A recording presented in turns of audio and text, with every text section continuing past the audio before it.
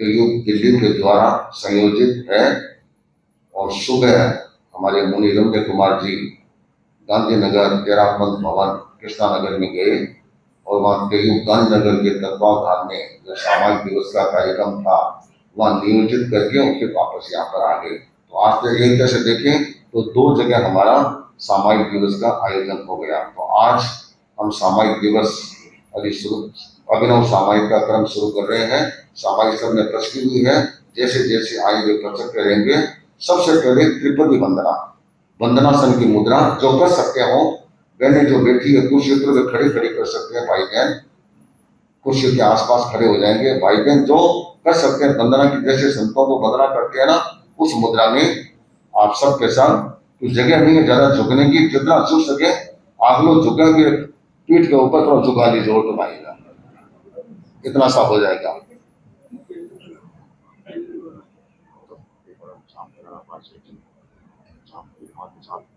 वंदे झुके अरहम श्रीं ओम गुरुवरम श्रीं ओम सच्चं श्रीं। अब अपने प्रस्थान पर जैसे बैठे थे वो त्रिगुण की साधना। तो सबसे पहले जप योग का प्रयोग होगा, उसके बाद ध्यान योग और त्रिगुण की साधना का एक साथ प्रयोग होगा और उसके बाद स्वाध्याय योग का क्रम चलेगा। तो सभी भाई बहन ध्यान दें, सबसे पहले जप योग हुआ। जप योग में अभी हमारे जो अखंड अनुष्ठान चल रहा है वह नमस्कार महामंत्र का चल रहा है। तो नमस्कार महामंत्र का शॉर्ट रूप, उसको एक मंत्र का रूप दिया गया है। अरहत, सिद्ध, आचार्य, उपाध्याय और मुनि, साधु, इनका शॉर्ट रूप ले लिया गया। ए शी आ उ सा। तो इसका जब कुछ क्षणों के लिए चलेगा तो सब सावधानी के साथ मंद मंद सभी उच्चारण करेंगे। हमारे मुनि ज्योतिर्मय जी इस जप का अनुष्ठान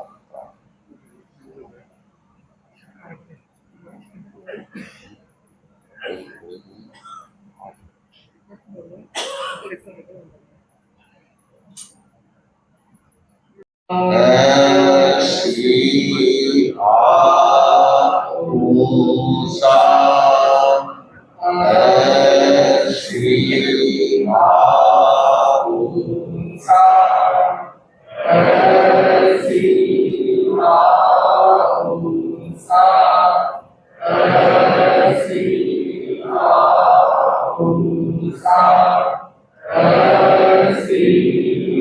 आ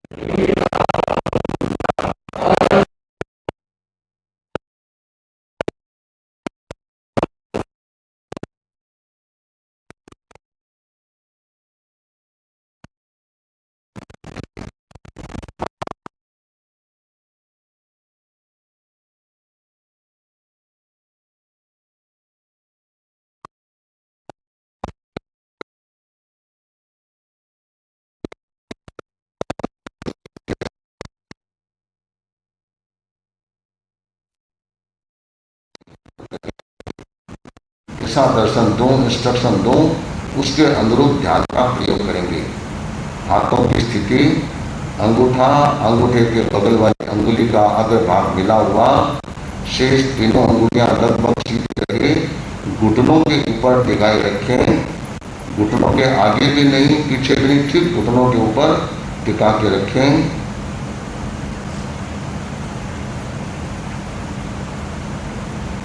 श्वास लेने और छोड़ने में जितना समय लगे, मुंह से नहीं,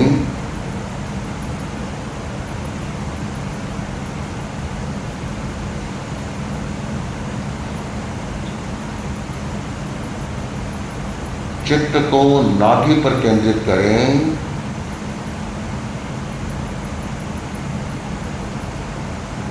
नाभि पर केंद्रित रखकर श्वास लेते समय पेट की मांसपेशियों के फूलने का अनुभव करें। श्वास छोड़ते समय की मांसपेशियों के सिकुड़ने का अनुभव करें। श्वास लेते समय पेट के फूलने का अनुभव करें, छोड़ते समय सिकुड़ने का अनुभव करें। चित्त हमारा नाभि पर केंद्रित रहे। नाभि पर केंद्रित रखकर श्वास लेते समय पेट के फूलने और छोड़ते समय सिकुड़ने का अनुभव करें।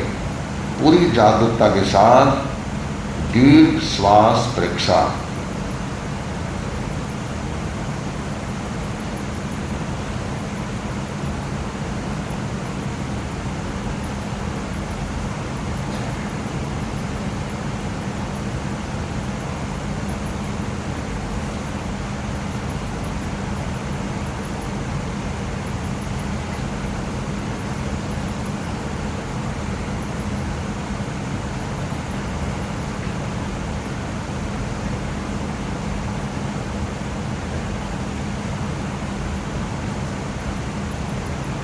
जहाँ से श्वास भीतर प्रवेश करता है, निकलता है, उस जंक्शन पर अपने चित्त को केंद्रित करें। चित्त को केंद्रित रखकर प्रत्येक आते और जाते श्वास को देखें। जैसे गेट पर बैठा हुआ वॉचमैन प्रत्येक आते और जाते व्यक्ति पर नजर रखता है, वैसे ही अपने चित्त को वॉचमैन की तरह नासाग्र पर केंद्रित रखें और प्रत्येक आते और जाते श्वास को देखते रहें। कोई भी श्वास बिना जानकारी के न भीतर आए न बाहर निकले। प्रत्येक श्वास की अवगति बनी रहे। प्रत्येक आते और जाते श्वास की परीक्षा करते रहें। पूरी जागरूकता के साथ, सजगता के साथ नासाग्र पर चित्त को केंद्रित रखकर प्रत्येक आते और जाते श्वास का साक्षात्कार करें।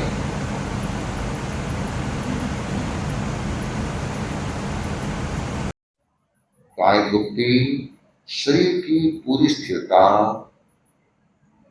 वचन गुप्ती, गले में भी कोई भी प्रकार का स्पंदन तक भी न हो। और मन की गुप्ती, कोई भी विचार नहीं, कोई थिंकिंग नहीं,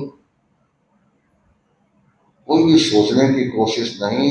जो कुछ हो रहा है, जो कुछ विचार आ रहा है, उसको ओनली विजुअलाइज, केवल देखिए।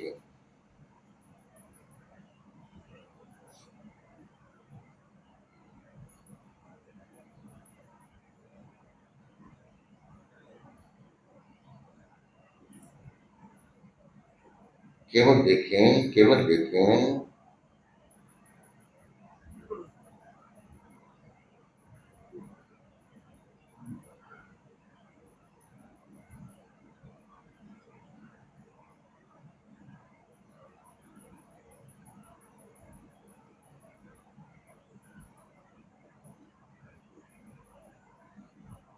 एक एक अवयव में सक्रियता का अनुभव करें। प्राण ऊर्जा का संचार हो रहा है, यह अनुभव करें। एक एक अवयव एक्टिवेट हो गया है, सक्रिय हो गया है, प्राणों से लबालब भर गया है, ऐसा अनुभव करें। शरीर का एक एक पार्ट एक्टिव हो गया है, सक्रिय हो गया है, यह अनुभव करें।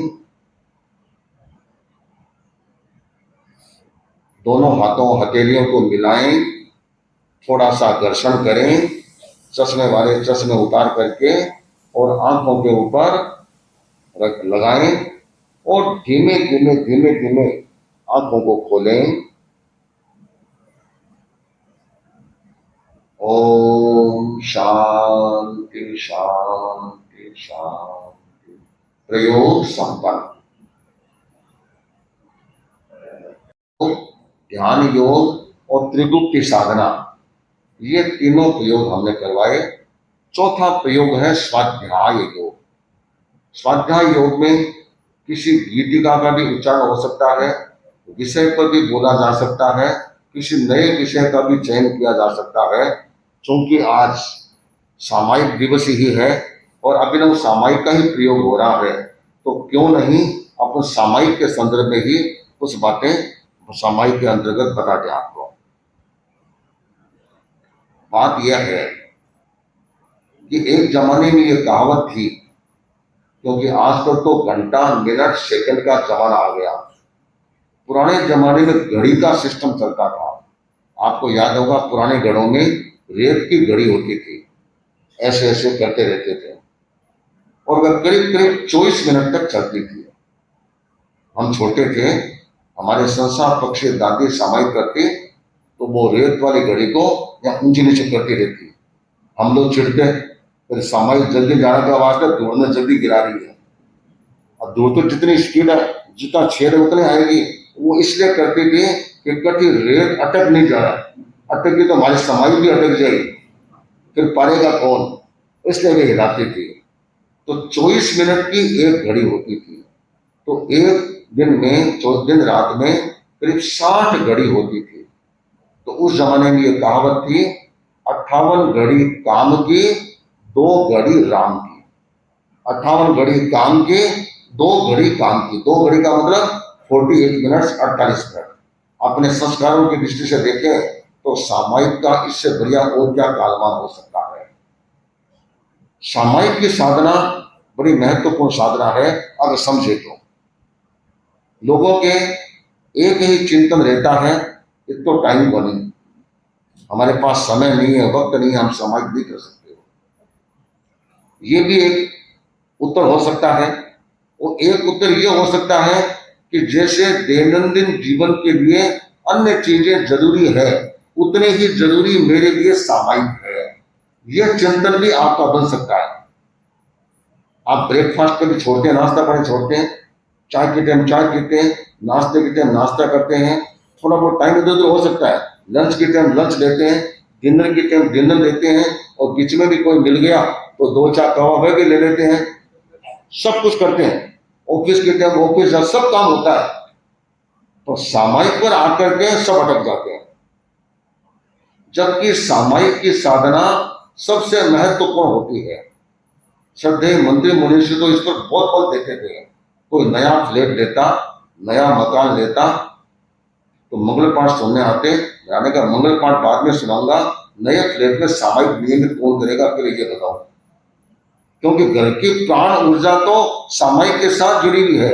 घर में अगर नियमित सामायिक होती है, नियमित साधना होती है, समझना चाहिए उस घर के काफी दूर संकट लगभग किनारे लग जाते। देखो जो होना होता है वो तो भगवान को भी नहीं छोड़ते, किंतु सहज रूप में देखें तो काफी कुछ संकट इससे मिट जाते हैं, बशर्ते कि हम नियमित सामायिक की उपासना करें। एक जमाना था, घर में जितने सदस्य होते सब सामायिक किया करते थे। कोई सुबह करते, कोई दोपहर में करते, कोई शाम को करते, किंतु सामान्यतः सुबह सुबह सामायिक करने का रिवाज अच्छा था। हम सूरत में थे, एक युवक होगा 35 साल का, वो पिछले 10 वर्षों से नियमित सामायिक करता था। और यह मान के चलो, एक बार नियमित सामायिक करना शुरू कर दिया, उसके बाद एक दिन भी अगर सामायिक कोई कारण से नहीं होती है तो आपको ये फीलिंग होती है, अरे समथिंग इज मिसिंग, कुछ न कुछ छूट रहा है। वह जब तक सामायिक नहीं होती है तब तक वह चैन नहीं पड़ता है। जैसे जो लोग दारू पीते हैं, गुटखा खाते हैं, उनकी जैसे एक तरह से एडिक्शन होता है ना, तो सामायिक भी आपका ऐसा स्वभाव बन जाए कि वह आपका एडिक्शन बन जाए, कि उसके बिना आपको छटपटा महसूस हो जाए, तब वह सामायिक की साधना होती है।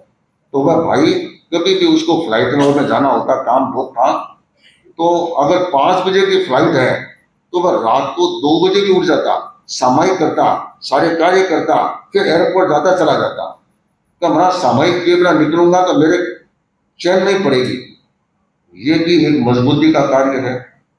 लोग उठने में 8 बजे उठते हैं, कोई 7 बजे उठते होंगे, कोई कभी उठते होंगे। अगर थोड़ा सा समय मैनेज कर लिया जाए, अगर 8 बजे उठते हैं, आप 7:15 बजे उठने का प्रयास करें। नींद में कोई फर्क पड़ने वाला नहीं है। उसके बाद तो खाली फॉर्मेलिटी करते हैं नींद लेने की, पसवाड़ा फिरते रहते हैं, बस और कुछ नहीं होता है। नींद जो आनी होती है वह आ जाती है। आचार्य श्री महाप्रज्ञ जी फरमाते थे कि असल में नींद कितनी होती है? 17 मिनट की होती है। कितने? 17 मिनट की।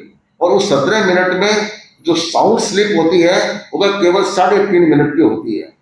बाकी तो पहले पीछे उसकी भूमिका और परिशिष्ट होता है और कुछ नहीं होता है। जो योगी लोग होते थे वे इतनी सी नींद ले लेते, उनका काम पूरा हो जाता, तरोताजा हो जाते। और वह उतनी सी नींद नहीं आई, आप 10 घंटा गिद्धों को तोड़ते रहो, फिर भी आपको ताजगी महसूस नहीं। सुबह उठेंगे ना तो भी लगेगा यार कुछ बाकी रह गया। पलंग से आपको उठाएंगे, सोफे पर पड़ जाएंगे, सोफे से उठेंगे और कहीं जाके पड़ जाएंगे। क्यों? कि शरीर में ताकत नहीं रहती। हम लोग मुंबई में थे, मरीन ड्राइव में, जो समुद्र के किनारे का इलाका, सुबह सुबह हम घूमते थे। तो समुद्र जहाँ कर्व लेता है वहां पर करीब 20-25 लोग, करीब करीब 50-60 की एज के ऊपर वाले, सब धनाढ़ लोग वहां पर बैठे बैठे चर्चा करते थे। मैं हमेशा जाता आता सब करता। तो वहां भाई थोड़े तगड़े मोटे ताजे भी आते थे, बड़ी बड़ी गाड़ियों में आते, वहां से आते और वह समुद्र की जो दीवार थी वहां आते, थोड़ी देर बैठते और लंबा हो जाता, सो जाते। आधी घंटा पौना घंटा रुक करके फिर गाड़ी में बैठ करके चले जाते। तो थोड़े थोड़े उन्होंने हाथ जोड़ना शुरू किया, देखते हैं हमेशा। फिर मैंने उनको बतलाना शुरू कर दिया।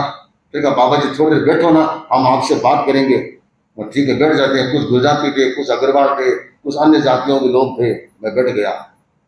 मैंने कहा आप यहाँ आते किस लिए हैं? कि घूमने के लिए। तो आप आते हैं घूमने के लिए, गाड़ियों से आते हैं, यहाँ आकर के बैठ जाते हैं, पड़ जाते हैं, घूमते तो नहीं है। क्या महाराज क्या करें, घूमने का दिल नहीं करता, तो घर वाला धक्को देर काट देगा कि जाओ घूम के आओ, मोटा ताजा हो गया, फिर सही ठीक करो, तो भेज देते आ जाते हैं। तो दिल नहीं करता। अरे वैसे थोड़ा होता है, मैं घूमता हूँ, मेरे साथ घूमो, ठीक है आपके साथ, तो फिर हमको 5 मिनट उपदेश दो, ठीक है जरूर देंगे। फिर मैं वापस घूम करके आता, उनके बीच में बैठता, 5 मिनट उनको थोड़ा सुनाता, फिर आगे चला जाता। सबके साथ एक अच्छा क्रम बन गया। अर्थात जब तक मन में वह भाव नहीं आता तब तक व्यक्ति कर नहीं पाता। सामायिक की इंपोर्टेंस को समझे आप। सामायिक क्षमता भाव, ऐसे कहते हैं कि क्षमता तो अपन रखेंगे तो रखेंगे, सामायिक से क्या होता है? अरे सामायिक उसको सपोर्ट करता है। एक व्यक्ति बीमार है, वह बीमारी कैसे ठीक होगी? डॉक्टर देखेगा, दवाई देगा, उससे होगा।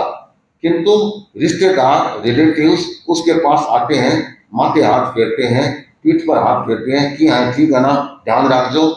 वह इतना उनका बोलना क्या होता है, बीमार आदमी को एक ताकत देता है। नहीं तो एकला बैठा है, उसको पूछते हैं, साता पूछते हैं और करते हैं तो उसको एक साहस मिलता है। तो यह अपने आप में कितना महत्वपूर्ण होता है। तो एक सपोर्ट उसको मिलता है। सामायिक की साधना करते हैं, उससे हमारे जीवन के हर व्यवहार को एक सपोर्ट मिलता है। इसलिए सामायिक में कभी भी आलस नहीं करना चाहिए। मैं तो कहता हूं आज सामायिक दिवस है, आप मेरे कहने से 1 महीना लगातार सामायिक करो, और जो भी सामायिक करो एक टाइम फिक्स कर लो, आपके जो अनुकूल हो, सुबह दोपहर रात को। 1 महीने के बाद फिर आप अपने अनुभव सुनाओ कि मेरे को कैसा लगा। आप अनुभव करेंगे कि नहीं सामायिक करना कितना जरूरी है। इसके लिए आप अपने जो दैनंदिन दिनचर्या है उसको थोड़ा सा मैनेज तो करना पड़ेगा। मैनेज किए बिना तो यह काम होगा नहीं। मैनेज करने से सब कुछ काम हो सकता है। इसलिए सामायिक की साधना अवश्य करें। सामायिक की साधना में हम त्याग करते हैं। आप लोग कैसा करते हैं? दूवी हम देवी हेना, 2 करण 3 योग। करूं नहीं मन से, करूं नहीं वचन से, करूं नहीं काया से। कराऊं नहीं मन से, कराऊं नहीं वचन से, कराऊं नहीं काया से। ये 6 कोटि सामायिक तो अपने पार्टी में आ गई, किंतु 13 पंथ में 2 कोटि और पचक लेते हैं। क्या? अनुमोदो नहीं वचन से, काया से। अगर आप नहीं बोलते हैं तो आपके सामायिक 6 कोटि ही होती है। आप सामायिक पचकते हैं, लास्ट में बोलते हैं अनुमोदो नहीं वचन से, काया से, तो क्या होगा? आपकी 8 कोटि सामायिक हो जाएगी। जो साधु संत बनते हैं उनके जो सामायिक चरित्र आता है वह 9 कोटि होता है। उनमें मन भी जुड़ा रहता है, क्योंकि मन को रोक पाना बड़ा कठिन होता है। क्योंकि कभी कभी वचन को भी रोक पाना कई बार कठिन होता है। सामायिक करने से पहले पोते को कहा या पोती को कहा कि तू दूध पी लेना, नहीं नहीं नहीं मैं दूध नहीं पीऊंगी। ठीक है, सामायिक कर दी। फिर वह पोती आई, आकर दादी दादी मैंने दूध पी लिया। शाबाश बेटा, अच्छा किया तुम दूध पी लिया। और सामाई को बोलना है कि बोले बोल लो, किंतु अगर बोल दिया तो वचन का पाप लग गया। मन से चलो छोड़ो पी लियो, छोरी पी लियो, बढ़िया काम लियो, मन से ये अनुमोदना भी कर दी तो क्या होगा, त्याग का बंद तो नहीं होगा, पर अनुमोदन किया उसका पाप तो लगेगा।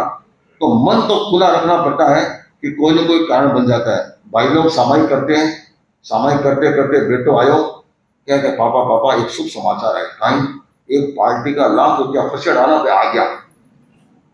कहीं उसे मन में बहुत खुश हुआ, यार बहुत बढ़िया काम हो गया। तो मन खुला है तब तक तो ठीक है, मन खुला नहीं रहेगा तो गड़बड़ हो जाएगी। इसलिए मन को खुला रख करके वचन और काया का भी त्याग कर लेते हैं।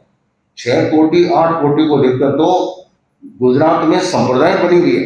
6 कोटि संप्रदाय गुजरात में स्थानीय भाषा समाज में 6 कोटि 8 कोटि वे लोग मिलते हैं। महाराज साहेब का में 6 कोटि 8 कोटि हमें तो बनने चाहिए, हम तो दोनों है 6 कोटि 8 कोटि। 6 कोटि पचकार है, आप 2 कोटि ऊपर और पचक लेते हैं, और हम तो 9 कोटि के तीनों कोटि है। कैसे कैसे ऐसे ही होता है। उनमें तो आपस में बड़ा झगड़ा है। 6 कोटि वाले 8 कोटि को नहीं मानते, 8 कोटि वाले 6 कोटि को साधु नहीं मानते, खाली एक मतभेद के कारण से। तो ये क्रम चलता है। तो सचमुच देखा जाए तो सामायिक अपने आप में बहुत महत्वपूर्ण है। सामायिक करते हैं तो सामायिक की साधना जितनी सजगता के साथ होगी उतना अच्छा है। सामायिक पचक ली, हाथ में माला ले ली, सारो ले लियो, टांगड़े लंबी कर दी और आगे माला फेरी, एकदम नींद को दौड़ शुरू हुई, माला कटी पड़ गई और जो ही वो सामायिक पूरी आगे करे, सामायिक आगे अच्छा आगे के मुंह की खोली, बांधियो गले मन रवाना हो गया। अच्छा, ये भी कोई बुरी बात इसलिए नहीं है, कम से कम सावध्य भाषा बहुत नहीं बोले, एक जगह शांति में बैठे रहा, मोबाइल में ऊंचो नीचो तो बन गिरो, ये बातचीत तो बन गिरी, इतना हुआ होगा भी अच्छा। किंतु उसमें भी अगर सजगता के साथ स्वाध्याय जब आदि करते तो उसका लाभ आपको अतिरिक्त मिल सकता था। वह लाभ कैसे मिलेगा, जब सजगता होगी तभी वह आपको उसका लाभ मिल सकेगा। सामायिक करते हैं, सामायिक करने से पहले देखें मेरे पास कोई सचित्र वस्तु तो नहीं है, पहली बात।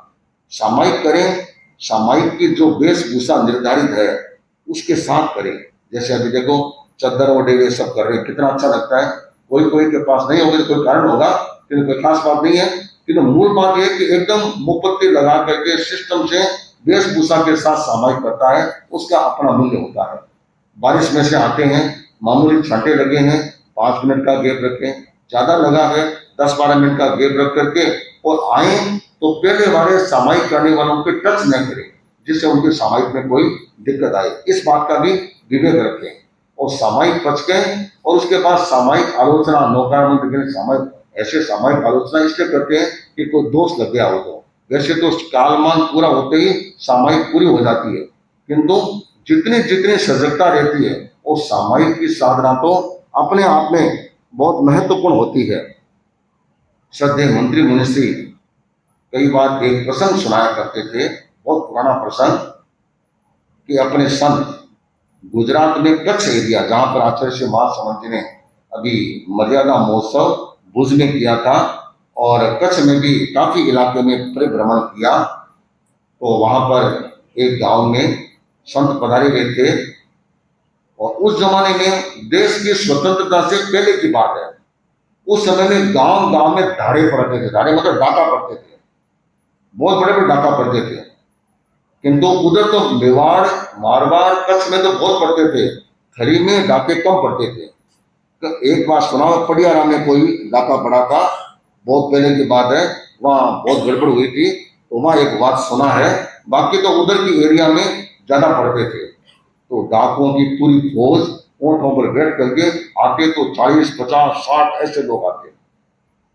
तो गांव के लोग बड़े सजग रहते, दूर से देखा कि डाकू लोग लूटने वाले आ रहे हैं, तत्काल उधर काम करने वाले किसान लोग भाग करके दूसरे लोग डाकू आ रहे हैं।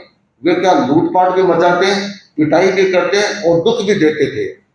तो वे लोग भाग करके कोई किधर भागा, अपने जो साधक लोग थे उन्होंने सोचा कि अपन कहाँ भागेंगे, अपने महाराज भी आए हुए हैं, उनको छोड़ के कहाँ जाएंगे। सब के सब महाराज के पास आ गए, महाराज लुटेरा आ रहे हैं, पता नहीं आज क्या करेंगे। कोई चिंता की बात नहीं, एक काम करो, अपने अपने बैठ के खोलो, समाई पर चल लो। उनको सामने सब बैठा दिया, भाई बहनों को अपना घर बंद करके आए और सब सामायिक करो। अन्य जातियों के लोग इधर उधर गए होंगे और कुछ किया होगा, सब सामायिक में बैठ गए, सामायिक की साधना में लीन हो गए। वे जो लुटेरे थे, डाकू थे, वे गांव में आए तो उनका सरदार था, वे बाहर था, जाओ अंदर जाके देख के आओ। एक एक गली में घूमते रहे किंतु कोई भी उनको नजर नहीं आया, सारे घर बंद। सोचा रहे गए कहां? अपन तो आकस्मिक रूप से हमला किया है, क्योंकि पहले पता लग जाए तो लोग भाग जाए, अब करें तो करें क्या? तो भी लोग गए कहां? सरदार जगह सरदार लोग तो नहीं है, तो कहां है? फिर पता लगाओ। एक एक गली में दो दो आदमी घुसे और आगे जाकर के देखा कि सैकड़ों की संख्या में लोग मुंह पत्ती बांध करके सामायिक कर रहे हैं और संत उनको प्रवचन सुना रहे हैं। लुटेरे थे, वे सारे लगभग मुसलमान थे। उन्होंने आकर के कहा, सरदार ये तो खुदा की बंदगी कर रहे हैं और उनके कोई गुरु बैठे हैं, वे उनको धर्मोपदेश दे रहे हैं। अच्छा, देखता हूं मैं। वे आए, दूर से देखा, अरे भाई देखो, अपन तो पापी आदमी पाप करते हैं, पर कोई खुदा की बंदगी कर रहा है, उसको लूटना ये तो ठीक नहीं है।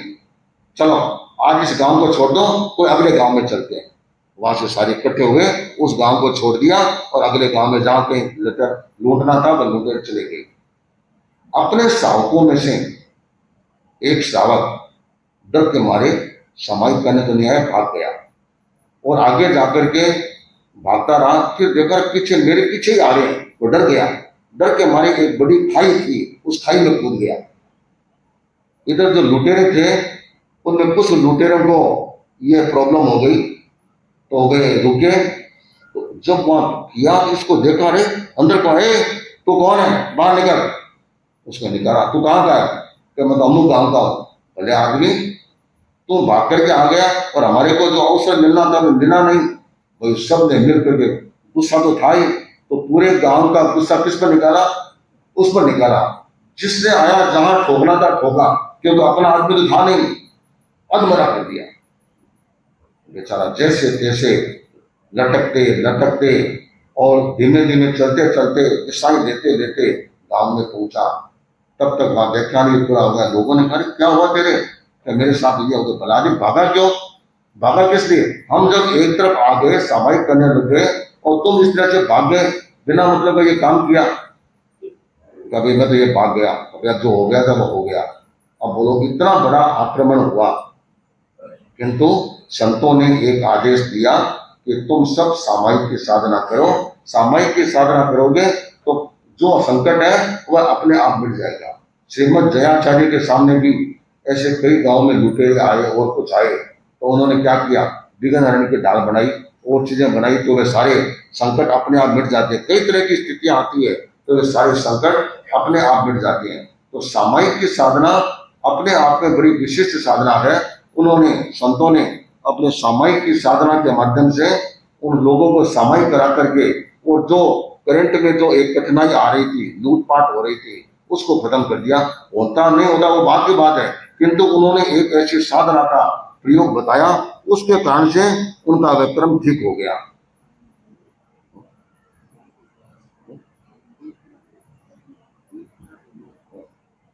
और सबसे बड़ी बात यह है कि सामायिक की साधना में क्या होता है, सावज्यम योगम प्रचक्षान।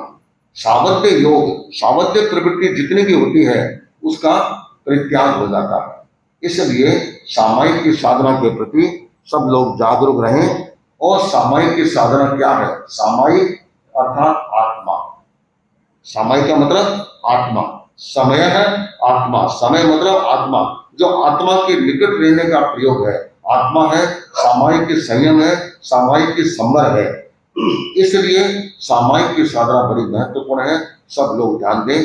पर्यूषण में तो सभी अपने बैठकों को तैयार करके, झाड़ फूस करके, धो धुआ करके आ जाते हैं, किंतु ये रहे कि ये आपका नियमित प्रयोग बने, खाली ओकेजनली न बने, ये आपका नियमित प्रयोग बने, तभी आपके जीवन में ये उपयोगी बन सकता है। तो सामायिक की साधना के प्रति सब विशेष रूप से जागरूक रहेंगे और जागरूकता के साथ इस कार्य को आगे बढ़ाएंगे, तभी आपका यह काम संभव हो सकेगा। तो मैंने सामायिक के बारे में संक्षिप्त में बताया है। अब सामायिक की, अभिनव सामायिक के अंतर्गत अब हमारा अगला क्रम रहेगा परमेष्ठी वंदना। परमेष्ठी वंदना सबको याद है, एक सामूहिक रूप से हम परमेष्ठी वंदना का संगान करेंगे। वंदे आनंद पुलकित विनयन हो करूं एक हो एक रस हो भाव तन्मयता भरूं सहज निज आलोक आश्रित स्वयं संबोध धर्म तीर्थम कर शुभम कर विशुद्ध गति प्रतिष्ठा प्राणदाता आवरण से देव अरहं दिव्य योग अतिशयो से योग वंदना आनंद पुलकित विनयनत हो मैं करूं एक लय हो एक रस हो भाव तन्मय बंधनों के श्रृंखला से मुक्त शक्ति सहज निर्मल आत्मलय में सतत ओतन रूप है गर्भ कर भव गीत अंकुर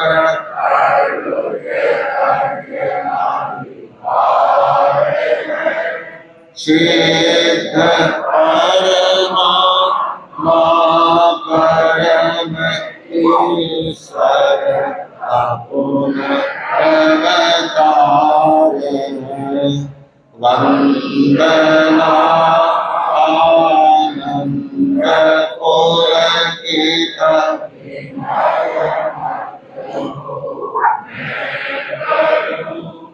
एक लय हो एक रस हो भाव तन्मय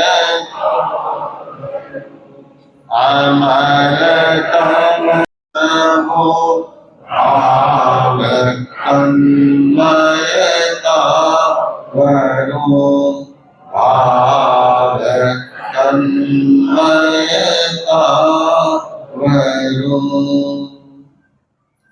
अब पुनः तिरुपति वंदना जो शुरुआत में की थी, वंदना की मुद्रा बैठे हुए श्रीं ओम ह्रीं गुरुवरं जुगें श्रीं ओम ह्रीं श्रीं। अपने अपने स्थान पर वापस। अब जिनकी सामयिक आ गई हो तो वे अपना अतिचार आलोचना कर सकते हैं, और आगे जिनकी चल रही वे चलती रहेगी, आगे जिसको संभव पर चल रहा संभव कर सकते हैं। तो ये अभिनव सामयिक का प्रयोग हमारा संपन्न हो रहा है।